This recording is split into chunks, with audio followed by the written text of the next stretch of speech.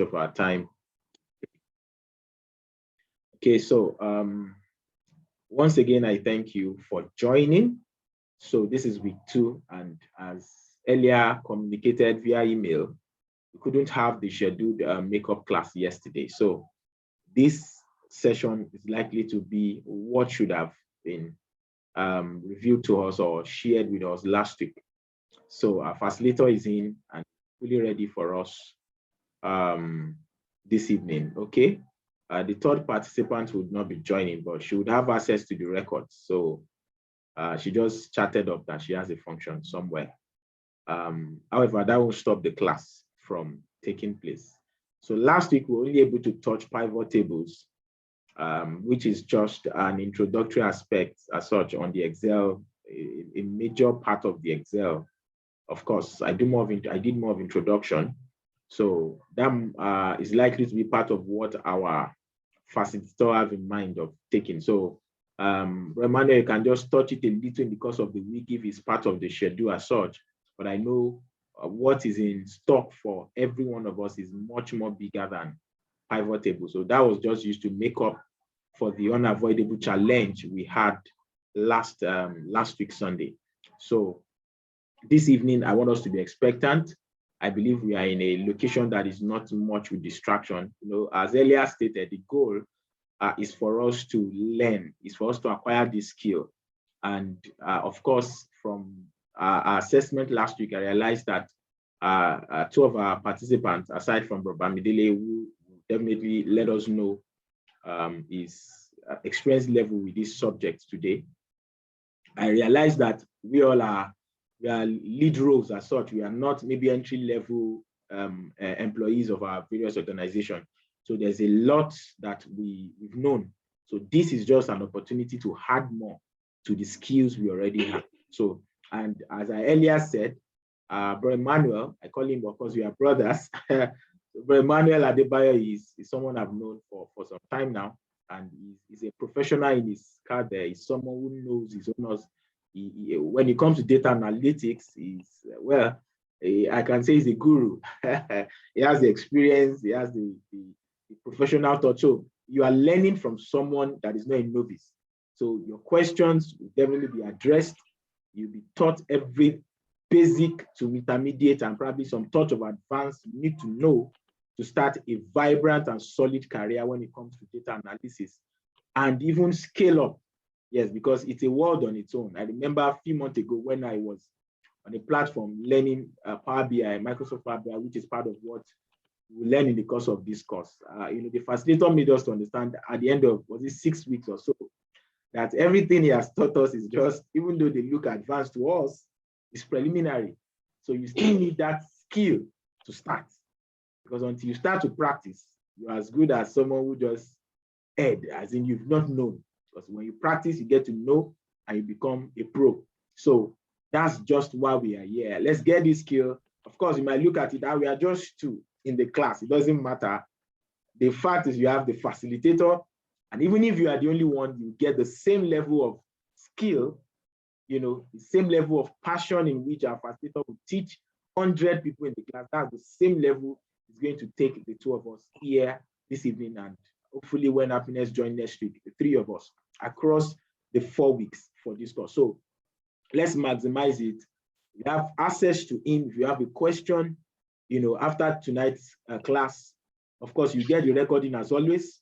You can always reach out to him to clarify why you are practicing, and that's part of the benefit. And you have that access for up to 6 months, even after this course, as much as you need him to guide you while on your way to become a professional in handling anything data using the available tools to be sharing with us. So thank you so much for joining. I remain Olajide Oluwatobi-Daniel. As you know, I'm a consultant with Zillion Edge, and I'm like the host of this event. So thank you so much.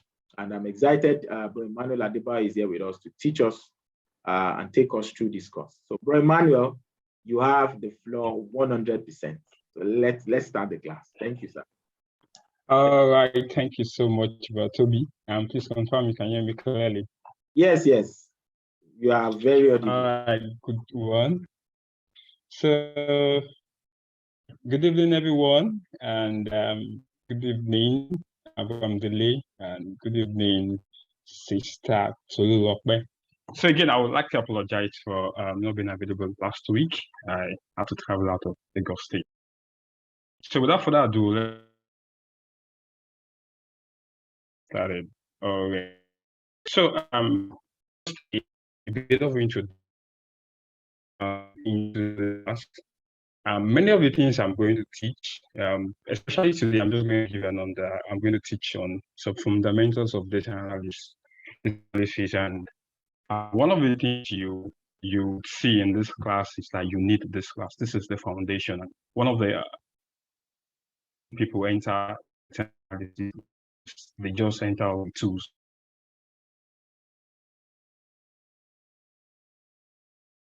Enter RBA, and you see them, and you get to understand why this class is needed, why you need to get the fundamentals first before you even get into tools. And you get to understand that the tools itself are just they're just tools for you to solve a problem. So you must understand what you want to solve before you get to start using tools. So that's why I felt like, okay, the first class is not, we can just jump into, okay, let's start Excel, let's go into pivot tables, let's go into a lot of things, let's go into Power BI and how to visualize data, let's go into solving many things. But without understanding the fundamentals, we'll make the journey very fast. There's a shortcut. It's not shortcut, but there's a faster way to get somewhere, and that's why I felt like this first course is needed. So, but let's just look at the outline of what we are going to learn. What we are going to learn throughout this week. The first week, which is today, which is going to get this week, but I'm sorry I was not around, is understanding the fundamentals of data analysis. So the second is Excel for data analysts. So let me say something here. So I don't know if any of us have.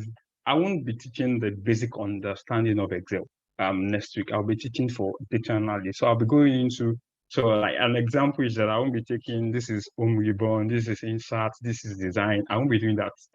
So I would expect that if you don't have a good understanding of the normal operations of Excel, I will expect that between today and next week class, you should have understanding. And I believe the people here should have those understanding, like you just understand the interface, you understand what each button is meant for. So I won't be teaching that in the next class. I'll just go into, as a data analyst, what are the things you need to get started in Excel? Like, okay, your company has this problem and they are meant to use Excel to solve the problem. So what are the things you should do? How do you approach it? What is the systematic way to apply? That's one of the things I'll be teaching next week for Excel. So the third week, SQL, which is SQL.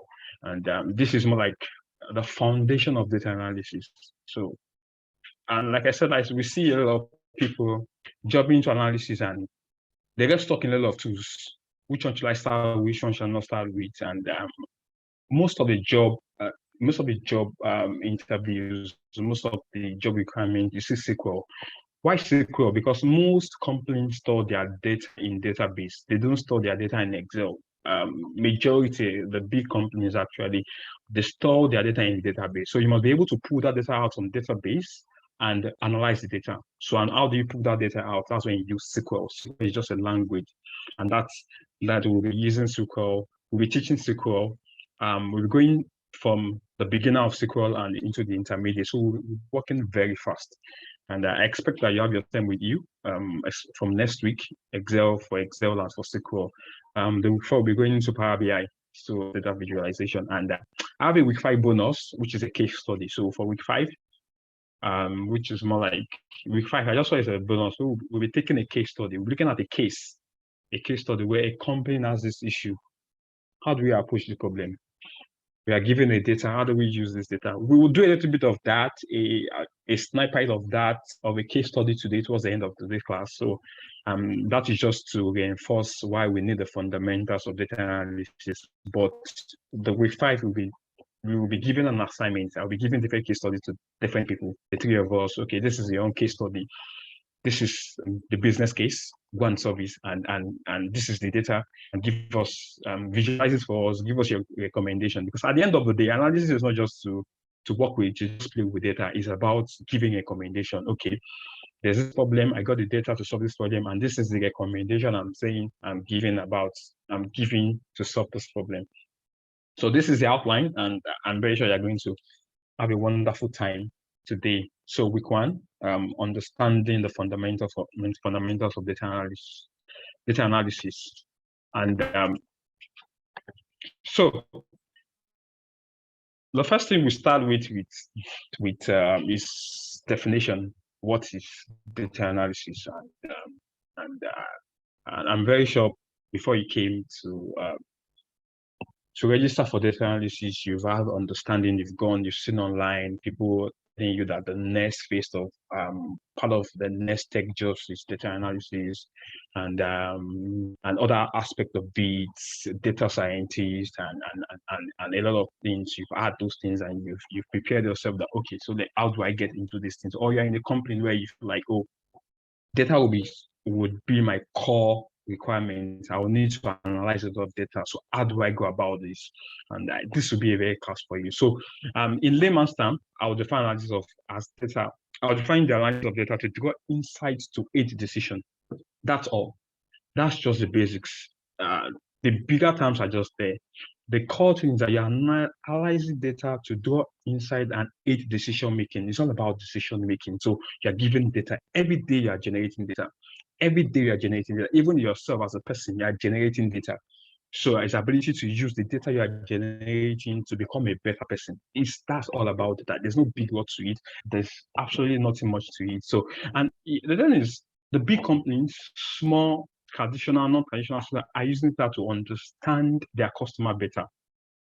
They're using data to help in targeting and improve customer experience. And one of the things you see when you go to a website, sometimes you don't even know what's happening. You go to a site, you click the home button, you click any button you click. They're tracking some of these things. They're tracking so that they can understand, okay, when someone gets to our website at first, what was the first button they clicked?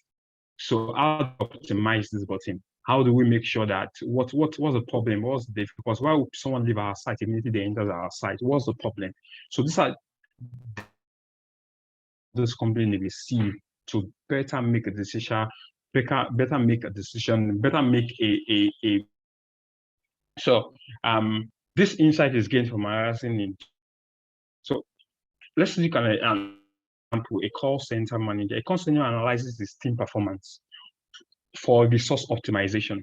I'm just using different case study examples. So I'm just trying to build a case for why data analysis, which is the fact that you're given the data, you draw insight from the data just to make decisions. And that's one of the things I don't want you to forget.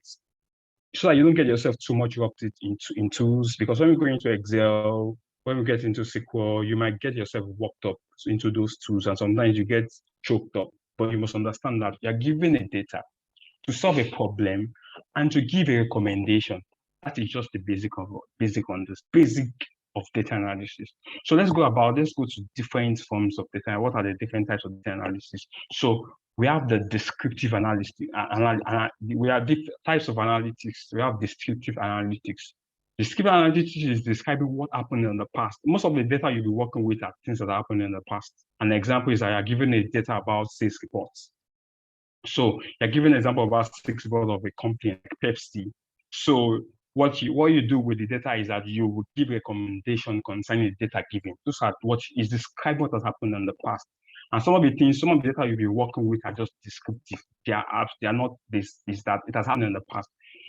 And what the data is meant to do is that you work on the data, derive insights from it, and give recommendation. So another type of analytics is predictive analytics, and this is where data scientists come in. We're not going to take this part today. Most of the data we'll be talking about is descriptive analytics. Predictive analytics talks about you're predicting what will happen in the future, and this is another part where you need a lot of statistics. You need a lot of understanding of probability.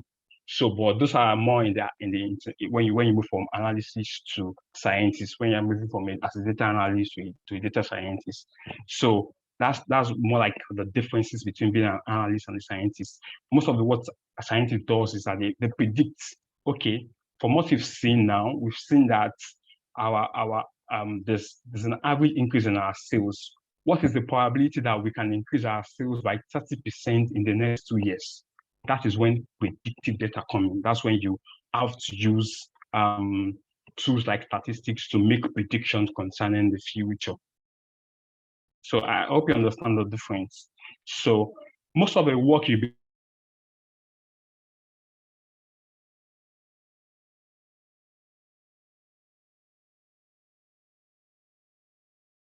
of interest, anything you can think of, that's what you'll be doing mostly as data analyst. But when you come to data scientists, you'll be predicting what will happen in the future. And I think we're doing our case study in week 5. We might delve into a little bit of predictive analytics. And I hope you're understanding these different forms of analytics. And there are other forms of analytics, but when we going into that, this two is just good enough. So again, let's go to the next thing. What makes you a good data analyst? What are the key skills you need to make a good analyst? And you will see what I'm building up on these things at the end of the day. When we start dealing about case, when we start talking about case, you will see why these things are necessary. These are the things you need exactly. The tools are just to facilitate if you have these things. The SQL, the Excel, the Power BI, the Tableau, they are just things you need they are just tools you need. The core thing you need is this. Number one thing is curiosity. You must be able to ask a good question. I will tell you, this is the foundation of analysis, the ability to ask good questions. An example, I come to meet you and I tell you that, I run a customer center. I run a customer center, and I can see that our call rates. We have a lot of drop rates. Drop rate means that people call and nobody's picking up. You are our new data intern, and I asked you the question, "What's happening?" I don't know if anyone wants to answer me as either Sister Tolulope or Bombamdele. They are new data intern. I run a call center. I'm your manager. I just come to meet you immediately. And I'm like, oh, guys, I can see that our drop rate is increasing. What's happening? What's the first thing you would do? Anyone wants to give me time?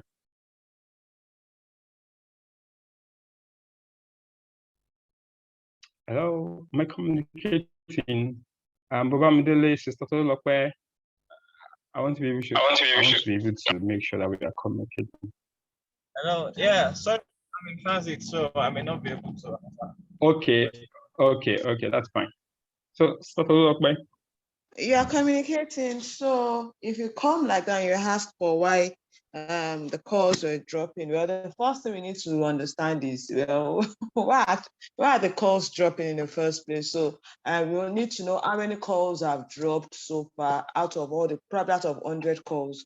We want to know how many of those calls dropped and why they dropped or something. I don't know. I'm just trying to come up with something right now. Anyways.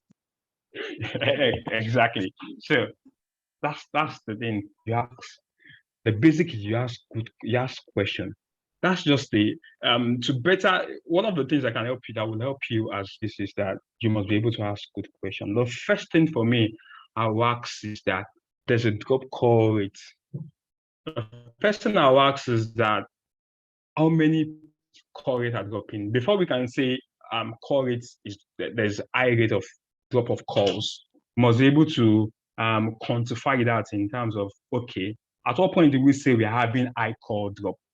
If on the normal day we are having 10 call drops, so that's the normal. That's the norms of the organization. Like normally we can't. You can't hit 100% efficiency.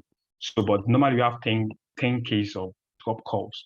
So immediately you come to ask me and say, okay, what's the difference between our normal and what we call high drop rate. And if you say that, okay, we have 10 drop core rate on the norms, now we're having over 50, then that calls for alarm. Then we know that, okay, what's the difference is high. You can start tackling other questions. But the basic of data analysis is that you must be able to ask good question. And this I can't overemphasize. The second thing is you must be able to understand the context. For different organizations, there's different context. If you're working in an engineering firm, the context is different. If you're working in a tech company, the context is different. If a tech company says there's dropping high churn rates, churn rate means that the people using probably the application dropped. Probably on the average, they have 50,000 of people use the application. And now in the next, probably in July, let's use July as an example. In July, 20 people use their app. In August, we saw that just 5 people are using their app currently. That's a churn rate of 15. So 15 people have been churned off the use of the app. The first thing you must understand the context. Why exactly are people dropping? Is it as a result of the new features we just added? Is it as a result of there's too much of issues, there's too much of bugs? You must understand the context. That tech context is different from an engineering context. And that is where a business, I'll talk about it later. I don't want to go ahead of myself. Having understanding of the business, wherever company you're working at, you must understand the business you're working with. If you're working in an hospital, the context is different from a tech company. If you're working in a tech company, the context is different in an accounting firm. So, and that's one of the reasons why it's advised you have a good knowledge of the business you are in as a data analyst. Because if you don't have the good knowledge of the business you're in, you will not understand the context. So the second thing is technical mindset, and I can't oversize this. And one of the mistakes people make when they are entering data analysis field is that they're not taught that you need to understand the technical mindset of the business you're going in. The ability to break things down into smaller steps. The whole thing about analysis is ability to say that Sister Tolulope said mentioned that the first thing is I ask that the first thing you ask questions. So when you ask a question, how do you break it down? How do you solve the problem? So technical mindset is to break it down in step or small pieces and that in orderly and logical way. One of the things you must develop as reader, and one of the skills is technical mindset. Breaking things down and you order them in a logical way, and you will see some of the things you will do when you're talking about the case study. I'm going to use a case study to break down these skills. The second thing is data design. How do you organize information and database? I will talk about that later. Data strategy, management of people, process, and tools. So then we'll get to the point where how do you use your Excel? How do you use your Power BI? How do you use your SQL? That's data strategy on its own. So let's move on. I hope you're following. So let's talk about methodological approach to analysis. How do you analyze the data?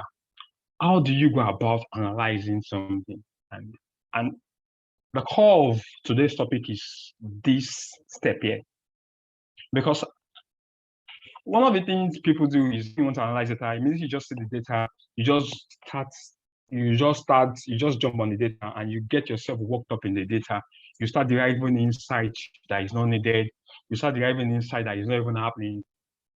You start deriving insight that is not even needed for the organization, or the insight is not even correct. You can't differentiate between correlation and causation, which is a key thing in analysis, where something is being correlated, but doesn't mean like that's what's causing it. So this had the approach that would help you go about data analysis in a logical way. And the first approach is, and I'm going to be explaining each one, and we are going to use a case to explain each one. The first thing is ask. You must ask questions and define the problem. Before you even go about data, where is the data? I'm going to Excel, I'm going to Power BI. The first thing is you must be able to ask questions, clarify your objective. What exactly are we meant to do? If the problem is that there's high churn rates, we must understand that the problem is high churn rates. In what aspect are is the customer getting churned? Is he in a use of app, or is it in the amount of downloading the app? Or so you must be able to understand the problem, ask questions, and define the problem before anything, before even going about the data, before asking where is the data or something. You must be able to ask. The second thing is you must be able to prepare. The second thing is prepare the data by collecting and storing the information, which is that, okay, I already defined my problem. What data do I need to solve this problem? You can see the step. What happens is that people forget about the first step and go about looking for data. What are you using data for? The first thing is ask the problem, define the problem, then go about collecting data or asking any department in charge of the data, okay, give me the data to solve this problem. So after you collect your data, the second process, the third step is process, which is you have to clean the data. And next week, the first thing we're taking in Excel is cleaning data. And I can tell you 50% of what you're going to be doing in data analysis is cleaning data. Most of the data you see online are clean data. But when you get to work, when you're working as a data analyst, most of the data you see are unclean data. Sometimes you see some data and you're like, you can't even work with this, but you're expected to clean the data. Clean the data and check the data that this data asks the right information. That's in the process phase. You must clean the data and see that this data has the right information. You can't if you see online, you see that majority of the work you do in data analysis or as a data scientist is you are cleaning data. Some data are so dirty, and I'll show you the different examples of data I'm going to show you next week that we'll be cleaning ourselves. So the first step is that's when you go to the analysis. You can see that we went through 3 steps before we start analyzing. But what happens most times is that people just jump into data, they just start analyzing. And what happens is that they get stuck they just get stuck. So you analyze the data to find patterns, relationship, and trends. Know those words. Sometimes people just get themselves gobbled up inside data, and I've seen this happen a lot. But when you're analyzing data, you analyze to find patterns, relationship, and trends. What has been happening over time? In the year 2020, our sales dropped. In the year 2019, our sales increased. What happened? What's the cause? What's the pattern? What's the relationship? Was it because of we increased our marketing budget? Was it because of we reduce our cost of production? You're just looking for patterns, relationship, and trends. That's when you go to analysis. So the fifth step is you share. Like I said, the core of analysis is that you analyze to get insights and to take decisions. You're not just there to just analyze to feel good of yourself. Oh, you've analyzed this data, you're feeling very fly. No, it's for decision making. So you share with your audience some of the insights you've gotten from your analysis. Okay, you found a pattern that, oh, what I saw is that because we added a new feature to our app, this made people confused, and this increased our churn rates. This made people confused of the app, so they didn't bother using the app again. That means that's an insight you've shared. Then it's left for the management of the organization to act on the data. So you can see the step. These are the steps you need to really. These are the really steps you need to really analyze data. You ask first, you define the problem, ask question. I can't overemphasize this. Ask question. The only thing is just to make your problem easy. Ask question, define the scope. Make sure you're not going above the scope. If you're talking about marketing, if your problem states that you should do with a geographical location, let's talk about the organization is a global organization, and you're talking about only Nigeria. You must reduce your scope to Nigeria. Don't start analyzing data for other African countries. Ask questions, define your problem, collect your data, clean your data, analyze your data, and share your data. So these are more like the steps. There are many other steps you can go to, but these are steps that will help you in in your data analysis process following this.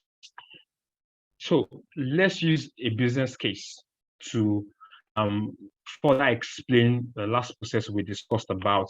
Let's use this business case. I hope I'm not too fast. I need to get a feedback. I hope I'm not too fast. I hope I'm communicating and I'm not too fast. Yes, you're communicating. All right. So an organization was experiencing a high turnover rate among new hires. Many employees left the company before the end of the first year on the job. The analyst used the data analysis. Okay, the analyst used the data analysis process to answer the following question: how can the organization improve the retention rates for new employees? So now there's high turnover. Many people are getting into the company, and many people are leaving. So how do you use this process we talked about, this 5 process we've talked about, this 6 process we've talked about? How do you use it to improve the retention rate for new employees? Do anyone want to go? Let me put back the 5 processes. I mean the 6 processes: ask, prepare, analyze, and share. This is the business case now. The business case is that how can the organization improve the retention rate for new employees? You want the guy to know? Okay, so probably in that case, you could actually ask questions. So why are the employees leaving?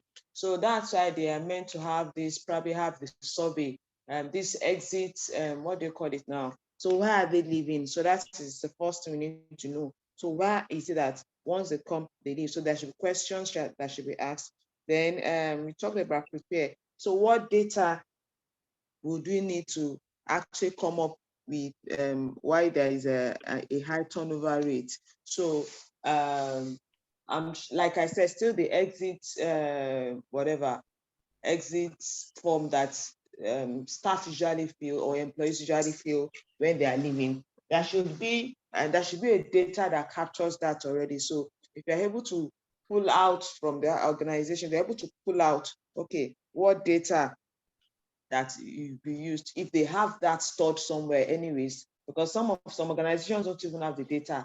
So let's assume that data is there, be able to pull out the responses from employees that left before now. Then obviously clean the data now, process. Okay, so they might want to probably limit it to a particular people, maybe for a particular year. Maybe it's just for that year that they are leaving before the end of the year, not for previous years. So there should be probably a range or something that they want to check. Then it is after doing that, you now, okay, check the responses of all these people. Okay, doing the analysis, okay, maybe this person is leaving because of, the employee benefit is low or something. Then once that is done, the result of the analysis is shared with probably the management of that organization, and they now take steps. What else can they do to make the employees stay longer? Probably increase in salary or employee benefits is worked on, trainings and all that, basically. All right, thank you so much. That's an excellent answer. So, but just to add to your answer, when you're asking, the first thing you must ask is that you must first define what is the sources, what would the sources be like, or what will be the what will qualify as a successful result, which means that you must know the end from the beginning. So because one of the problem for us as data analysts is that there's so much of analysis paralysis. There's so much data that we can get ourselves into, and we are paralyzed. And you're just looking for insight, and you don't even understand. Some insight you get are not even correlating. So, but if at the first initial stage you understand what would the result look like, it will help you to streamline your focus, streamline your scope to, okay, what manager wants to understand is that why are people leaving this organization? So then that just give me a focus. Then I ask questions, I prepare my data, I process this analysis, and I share. And that's an excellent one. Thank you for that. So I won't, you did justice to that. I won't go over that, but it shows that you understand the process. So again, let's go on.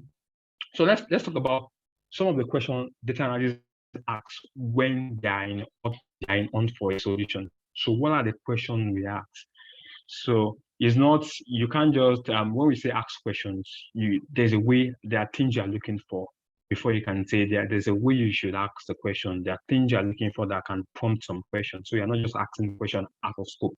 And that's why. So the first thing is you must ask questions to understand what is the root cause analysis. There's some case studies that you need to understand what is the root cause of the problem. And that's the example you mentioned, probably the benefits, not giving enough benefits, or not giving enough training, or so much problem. So root cause analysis, and there are different ways we can get to know the root cause analysis. There's the 5 whys. Having to understand why this, okay, why we're not giving them enough benefits. Okay, the answer is that why we're not making enough revenue. The answer is that there's always an answer why we're not making enough revenue. The 5 whys, so you get to the root cause. This is the cause of the problem, actually. So not all problems, not all scope, not all business case you would use the root cause analysis for, but most of the case, especially when you are doing descriptive analytics, when you're trying to get insight, most times is what is the root cause? What is the root cause of drop in revenue? What is the root cause in drop in revenue at this time of the year? So we will notice a pattern that by January every year, there's drop in revenue. What is the root cause? So this will make you ask questions, the why questions. So you're not just asking any question out of it. The second way to solve problem as DA, as a data analyst, is understanding the gap analysis. Where is the gap in our process? And this many people just focus on the root cause analysis. Most times when you see people doing data analysis, they just focus on the root cause. What's the cause of this? What's the cause of that? But nobody even take time to understand what is the gap in our process. So let's examine and evaluate how our process work currently in order to get where we want to be in the future. Okay, so an example is that what are we doing now? Where do you want to get to? And how do we get there? So what's the gap between where we are now and where we want to be? How can we get there? So that's the gap analysis.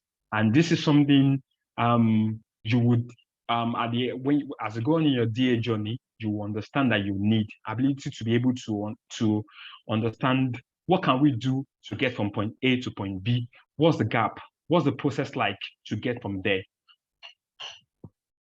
I hope you understand that.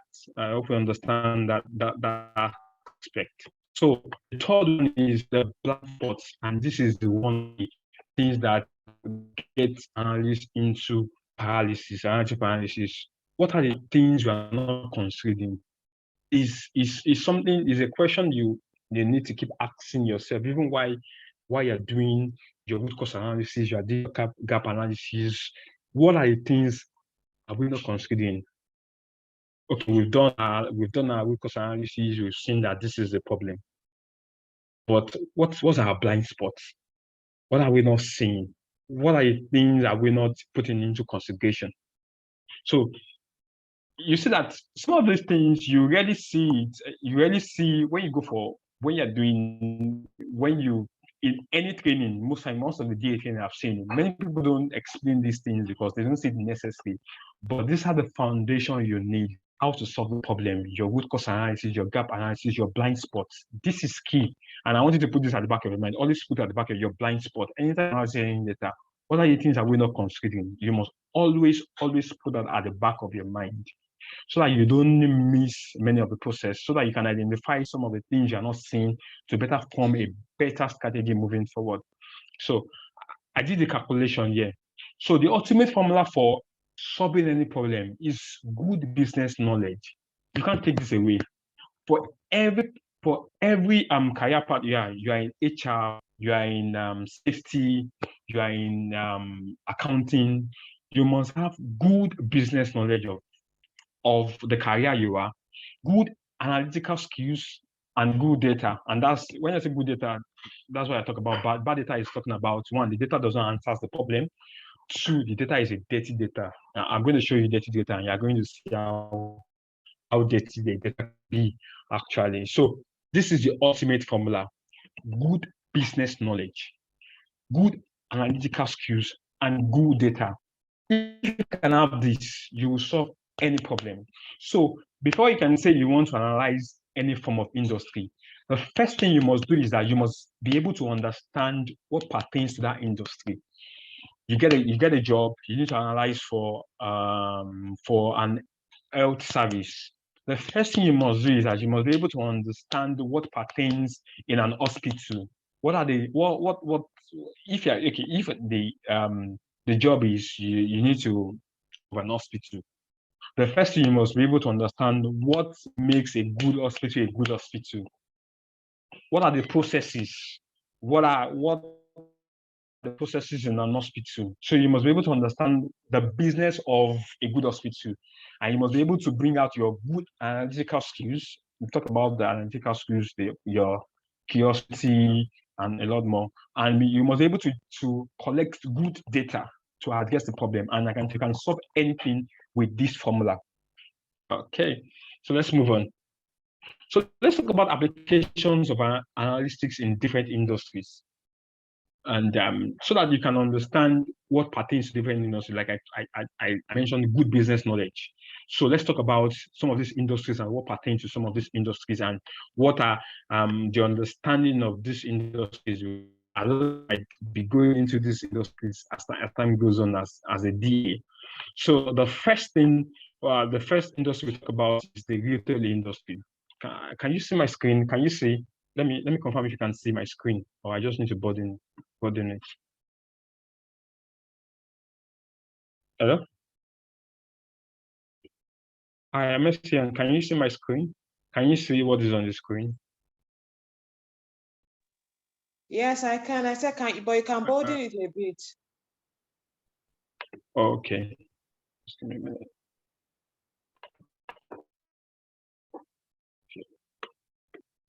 I think it should be fine, but okay. So confirm if it's fine now. I did a little bit of. Yep, it's fine now. Okay. So let's talk about the retail industry. So I just picked some of the industries to help you understand some of the things you might be doing in this industry. So the retail industry. So some of the things you might be looking at: how to increase the margin at the product level. You understand what margin is? Margin is that, okay, cost of production is 15 naira. We are selling it at 16 naira. The margin is 10 naira. That's the difference. The margin is all about differences. So or our cost of production, our fixed form of for production. When you're talking about cost of production, and that's the finance part, we talk about the finance part. For cost of production, how can we reduce our cost of production to better increase our profits, or to better increase our revenue? So that's some of the things retail do. So also retail will get insight into customer profile, understanding our customer. What are their wants? That's when you go into customer analysis, where you're trying to understand what makes them buy the product, what makes them choose our brand, or what makes them choose the competitive or our competitor, or what makes them decide to not buy, what makes them decide to buy. So these are some of the insight, understanding customer profile. So these are some of the things you must understand in retail. Identifying items that are purchased together. This is key in retail. If you understand the way supermarket is, I've worked with a supermarket before, and the way it's structured in a way for you to buy things similarly. I don't. This example is in my head that it's not really pertaining to supermarket, but there's a way they position some of the items in the supermarket that if you buy one, you'll be tempted to buy the other one. That's some of the things that comes with analysis, and these are things done with so much deep analysis actually. So what marketing strategies work better than the other? So you understand your marketing campaign. Okay, which platform brings more sales? Is it influencer marketing? Is it Facebook ads, Instagram ads, or WhatsApp ads, or even mouth to mouth? So these are some of the things you understand that comes with retail. What promotion offers? What promotion and offer to employ in each store? So what kind of promotion do we offer in this kind of store? What kind of offer do we give in this kind of store that can convert to good sales? So some of the things you that pertains to retail. So let's go to e-commerce. For e-commerce, we are talking about acquisition. How many of our visitors and customers found and arrive at our sites? And like Jumia, so Jumia takes a lot of data. When you go to their sites, have you ever gone to a site and you see, okay, you went on Instagram, you saw a ad on Instagram, you click on it. The next minute, you went to another site, not even related to the site. You saw that the same product you clicked on Instagram, you are seeing the same product being advertised to you on another site. That's actually analytics. They are trying to retarget. That's called the retarget. They are retargeting you everywhere you go, because you've clicked on that. It shows that the algorithm shows that, oh, this person might probably buy this thing. So what do? We target them in another platform. We put it in their eye till they can buy it, and that's one thing. And that's one thing about e-commerce business. How your visitors and customers find and arrive at your site. So when you get to their site, what do you click on? What are the buttons you click on? Some of these things you don't know they are taking this data, but they take this data and they use that to show you ads. You are not aware of these things, but these are the things that go underneath. So for finance, risk analysis, working capital management, fraud detection and prevention, shareholder metrics. That's if you're in finance, that's actually finance. So for health, evidence-based medical care, improve patient care. These things are things that they are using data to get better at, improve data care, predicting the outcome of disease. And one of the things that happened during coronavirus was that it came as a shock.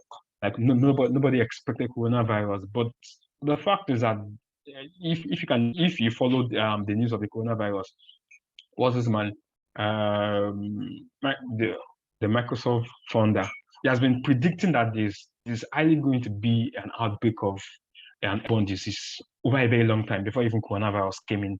So these are things that data can do. You can use data to predict the outbreak of a disease. It's very, very, very it's very, very easy using data. Reducing hospital operating costs. The example I used the other time. How can we reduce our costs? And until you start using data, you won't even see some of these little costs. An example is that instead of buying toilet roll, why wouldn't buy this? Instead of buying this expensive, why not buy toilet roll? And that can reduce the cost by 10%. By 10%. So let's move on. Okay, let's look at this case study, and I want us to we'll be using everything we've learned to look at this case study.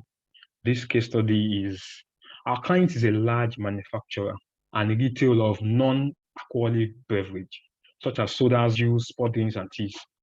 They have an annual revenue of, and this is where you must understand your business case.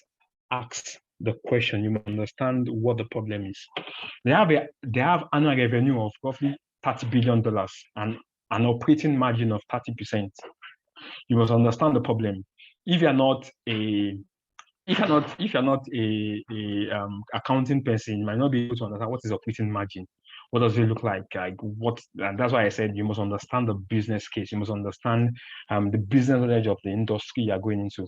So our client is looking to grow and is considering entering the United States. Should they enter? Again, let me give the question again. And this is all. And the thing is that they're not giving you any data at all. This is exactly all you are being given as an analyst. Our client is a large manufacturer and a retailer of a non-alcoholic beverage, such as sodas, juice, sport drinks, and teas. They have an annual revenue of roughly $30 billion and an operating margin of 30%. Our client is looking to grow and is considering entering into the beer market in the United States. Should they enter? the data analyst, you are given this kind of case study, and this is what you'll be seeing in life. And that's why I told you, it's not really about the tools. It's not about Excel. It's about ability to solve problem, the ability to get the data, understand the question, get the data, derive insight from it, and give recommendation. This is exactly the real life case. So that's why I'm starting with this topic. I don't want us to get up into the technical part. So let me just go so we don't oversketch on these. Let me just go. So the first thing you must do is that you must be able to understand the question. What does our client want? Our client manufactures beverages. They have a roughly revenue of $30 billion. That means that they want to go into a new market. What do you want to do? You want to increase your revenue. So what our client is looking for is our client wants to increase their revenue by going into the beer market in the United States. So how do we solve this problem? We're not giving any data yet. The first thing is you must understand the business case. Okay, I'm going to show us a framework to help us solve this problem. So this is a framework that can help you. So the first thing is, and there are different frameworks for different questions, but for this kind of case, is entering into a market. So a normal analyst will just look for, okay, give me data. Let me see the data of people who have entered into the United States and who are selling beers, and the person just enters into the data looking for correlation, looking for trends, looking for many of these things, and the person is stuck inside the data. But you guys who have understood that there's a logical part to it, it's about asking questions first. So for you are creating a framework for you to ask the question, and this is the framework. The first thing you must ask is that, is the beer market attractive? So we come about what's the market size, what's the market growth rate, what's the average profit margin. You can see we are still asking questions on this point. We have not even entered into data. We're just asking a question. So the beer market our client wants to enter, is it an attractive actor? Does it even if our client enters into it, would it increase the revenue of our client? Since our client is already making $30 billion, will it even increase it, or it will reduce the revenue of our client? So again, we go into our competitions. Is there any competition? How many competitions are there? As you can see, there's no data yet. How much share do they have?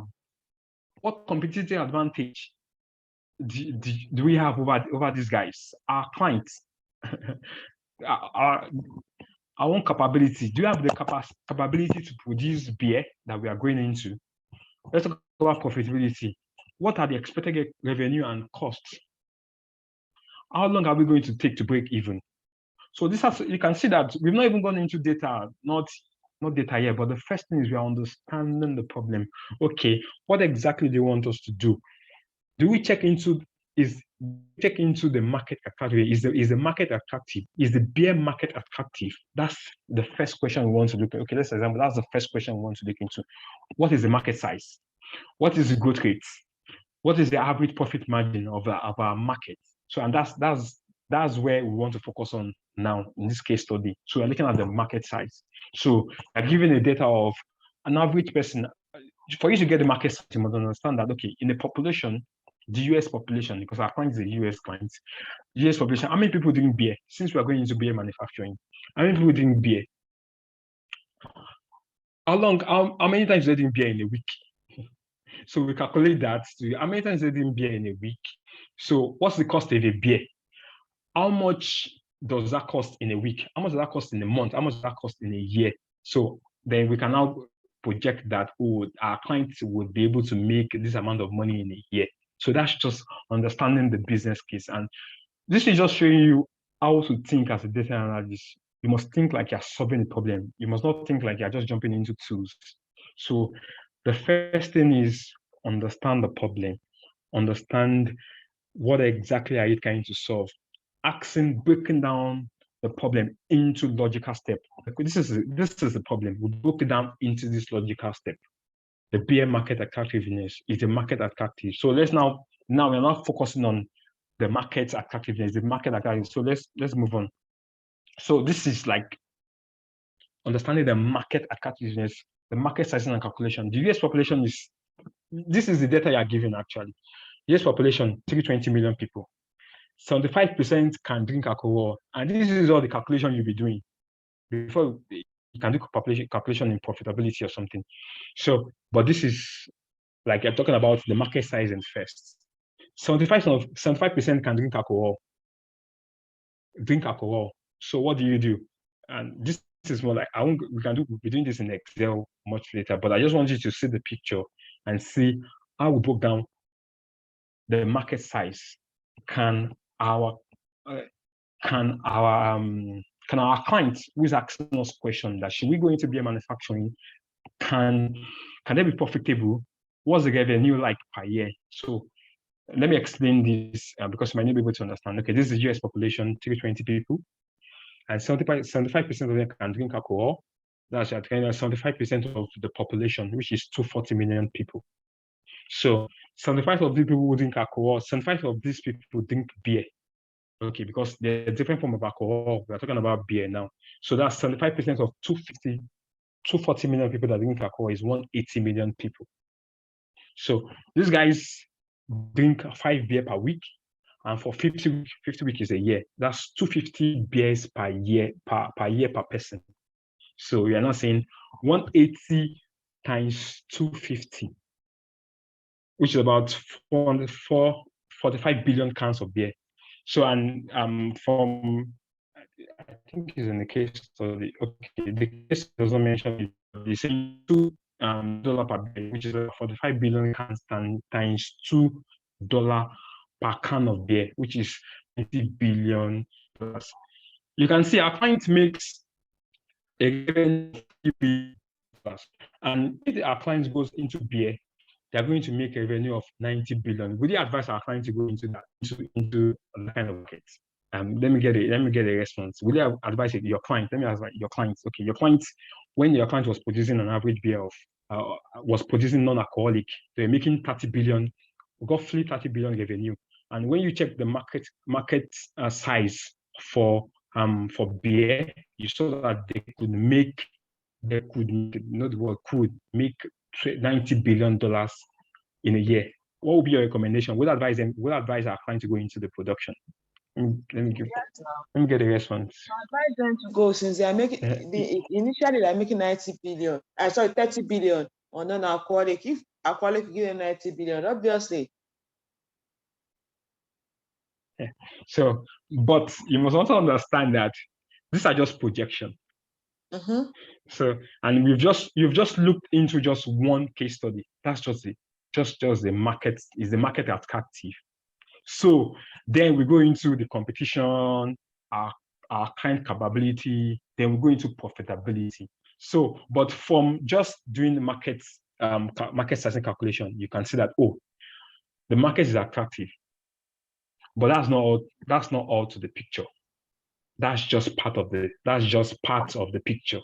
So then you now go into understanding, okay, let's look at, do I have even the capacity to produce this beer? So with the cost of producing beer, will it be profitable when we calculate the cost of the beer and the amount we make? So an example is that, okay, let's assume the revenue, we are assuming now that the revenue is 90 billion. What if the cost of production is 80 billion? Would you advise our client to go into that kind of business? If the cost of production is 80 billion and our expected revenue is 90 billion, would you advise the client to go into that? Cost of production is high. So that's just the thing. So what I was just trying to explain, what I did today was just giving you a framework of mind that for you to approach anything analysis, you must be able to understand this. You don't go there just dumping into the data. You must approach it in a methodological way. You must be methodical about the approach. You must be able to understand that your foundation is question, understanding the problem, understanding the problem of the business you're looking into, or the solution. So the next time you see a data online, you just, okay, you want to you want to work on a project, you're building your portfolio as a data analyst, you must understand that you must ask yourself what problem there are, even though nobody's asking, nobody's giving any requirements, like there's no organization giving any requirement, but you yourself just want to build a portfolio. When you get a data, you must define a problem for yourself. Okay, this data is a sales data. What is the problem that I want to get from this data? I want to understand the revenue. I want to understand the margin, the difference between our cost of production and our profit. I want to understand the trend of sales. I want to understand the trend per geography. Okay, which geography gave us the highest sales? Which one didn't give us the highest sales? I want to understand why this geography is giving us the highest sales. So you define the problem, then you go to the data. To use the data to answer the problem.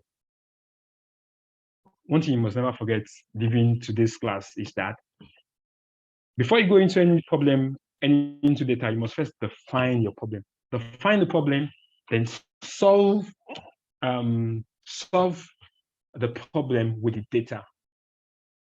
All right, good one. So this might look complex. There's a lot to this case study. There's a lot to case study, but I just wanted to use this case study to drive home the point of that. It's not much about the tools. It's not about the data. It's about understanding the problem, and that's why we used this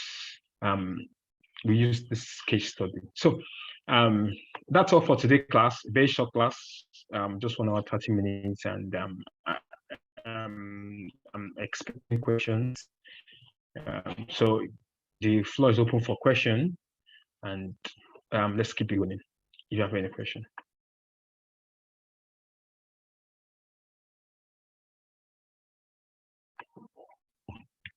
Hi. The floor is open. Do you have any question? Let me just ask. I know the field Bobamble is in. But so look, what field are you? What field are you working in? So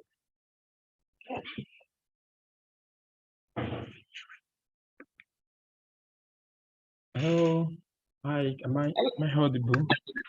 I'm here. Yeah. So what field are you? So that we can. Do you have any case study? Let's use a case study, or you have any question? Let's work with it so that.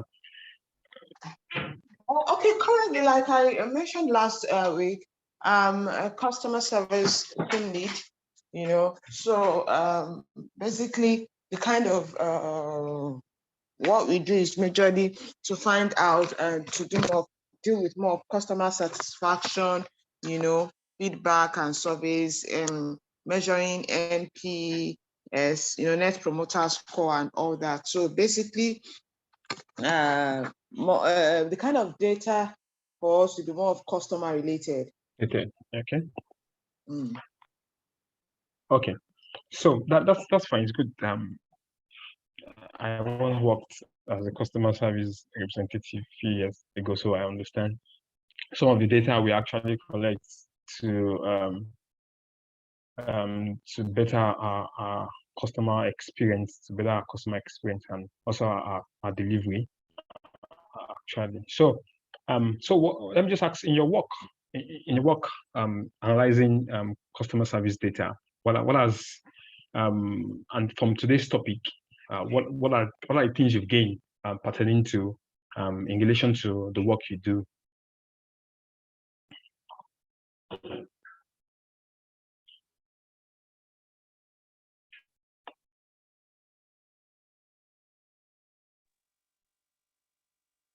Basically, more like there are a lot of questions to be asked, even when we are saying we want to measure customer satisfaction. We need to really understand which aspects of customer satisfaction do you want. There are different products, there are different services that we render, and why do we really want to understand? Why do you really want to know the areas that the customers are satisfied? How are we then, so that we can also understand okay, the pain point of the customers as well, basically. So in applying all this is majorly just to ask questions, the right question, and understand. If, for example, I'm in the maritime industry, so in the maritime industry, there are a lot of ways to there are a lot of issues that comes up. It's different from the retail and all that. So it's just to sit back again and understand more of the maritime industry and why we have all these customer issues and the way forward in resolving it. Oh, all right. That's good actually. So, like you said, it's just sitting down back and understanding why we have these issues and probably do a root cause analysis, or you do a gap analysis, like where do you want to be? Yeah, okay, what's excellence for us? We define excellence. What is meeting our goals for us? So, like talking about customer service, at what point do we say this is the end? What's our end point? Our customers are happy. What makes our customer happy? Can we list them? And can we see from previous data we've gotten, what are the previous data we've gotten? And can we derive insight from the previous data we've gotten and see how we can solve the problem, or how we can get to the point where our customers are happy? We have defined what makes our customer happy, and we are looking for ways to make sure we can get there. What's the gap analysis? And I think some of the things you do. What is root cause analysis? What's the gap analysis? And what are we not looking at? Looking at other industries or other competitors. If you have competitors, what exactly are we not? What are competitors doing? Are we not looking at? And I think competitors can help you with the blind spot actually. So what are the blind spot? And this will help you get better at work. And one of the things you must also do is make sure you are working with your data. And sometimes data can be so much that, but if you have a defined question, you're getting to know what is the root cause, you're doing a gap analysis, then you can now go back to your data and see, okay, this is the root cause of this problem. Customer calls that we have today call makes that the 50% of the cases we have today is that customer is complaining about this problem. So if you don't go back and check the data, we would, because I work in the customer service, we most times we just go about the customer service, go about the answer rate. I mean, that's how you guys, how fast are you answering the question? How fast are you resolving the issue? But most times you don't go back and do an analysis of what is causing increase in call rate. One, disconnection. I worked in a digital, or what's it called, a telecommunication. So what is causing the increase in the call rate at this time? There's disconnection. How can we stop this disconnection? So that's data, that's analysis, and that's how you can get there actually. All right. So is there any other question? Any other thing? Anyone? Professor Amile, are you now settled? Any other thing any question we want to ask concerning today's class? Actually, or did you even gain anything from today's class? Yeah, you're muted. You're muted.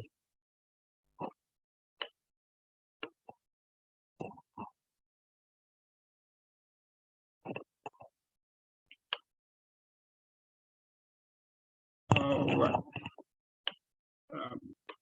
No questions. Okay. So if there are no questions, so I'll say that's today. That's for today. Next week we go into technicals. We start with Excel, and like I mentioned earlier, so I'm very sure since we are all professionals there, we'll be going into introduction to Excel. So we'll just be doing Excel for analysis. So just going into conditional formatting. What are the key things you need to solve And we will not be doing that by just showing you. We'll be using different data to solve this. We'll be solving the data to be doing and learning. I advise that if you don't have a Microsoft 360, if you don't have a Microsoft 360 subscription, you might want to do that. You might check how you get that subscription. If you have, that's fine, because there are some of the new advanced additions that may not be in the normal 2011 Excel or 2010 Excel. So that's what we're doing. Next week, we'll be going to technical next week. But today, I just want you to understand the foundation of analysis, the foundation, which is very, very, very key. Understanding the business case, defining the problem, then using data to solve the problem. And I think that's just a summary of today. So if there are no any other questions, I'll say thank you for coming to today class, and I hope you learned something. And I'll give you just 2 or 3 minutes for you to do, or possibly you can just give a recap of what you've learned today, actually. All right, thank you. Okay, good stuff. Can you hear me, please? Yes, I can hear you. Okay, all right. Yeah, quite a good refresher. Even a couple of these things I've learned before, so it was a good refresher, and it was also good to also know that data. I mean, the things, some of the things that you said around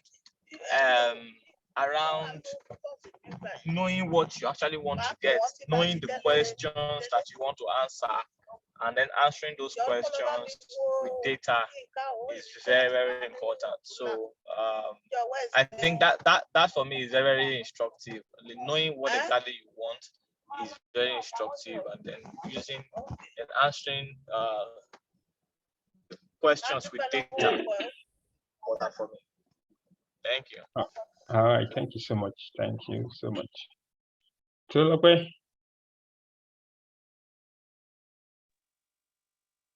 Okay, so basically, I would say the areas that caught my attention, well, almost all the areas though.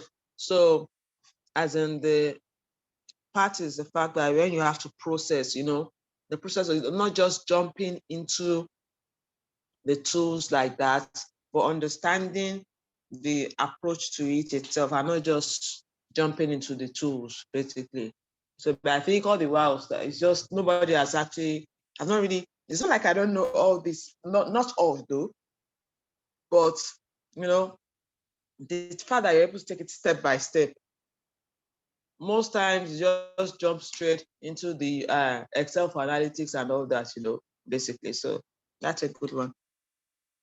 All right, thank you for the feedback. And so next week we jump into analysis immediately. And so since I know the two of you on call, I don't have understanding of your sector, so we'll be doing something around your sector next week also. So tomorrow, I'm very sure next week class might extend more than 2 hours. So just our advice that I'll be dropping some data. So I want us to let it be that I'm just doing and you're just seeing. So I'll be bringing the data itself. So I would advise that probably you're with your system so that you do as I do and you learn through doing actually. So thank you so much for the feedback today, and I hope thank you for learning something. And without further ado, I hand over back to Toby, if you can take over. Thank you so much, everyone. So Toby is on the call.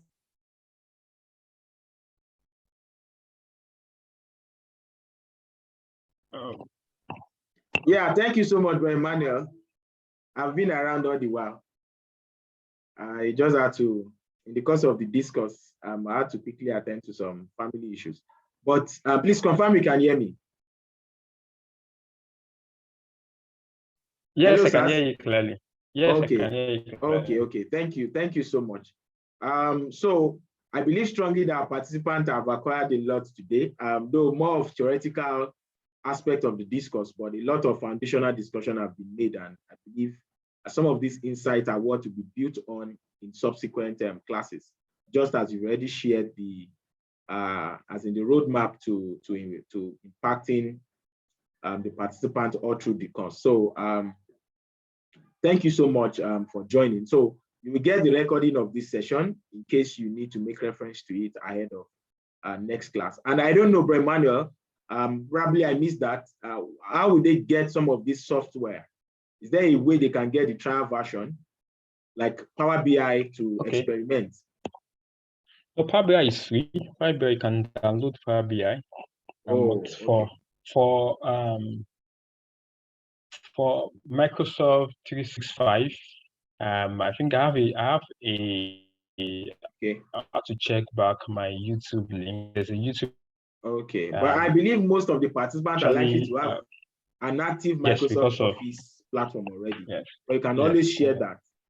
It's just maybe Power BI is actually, Power BI is free. Just download Power BI. It's actually free.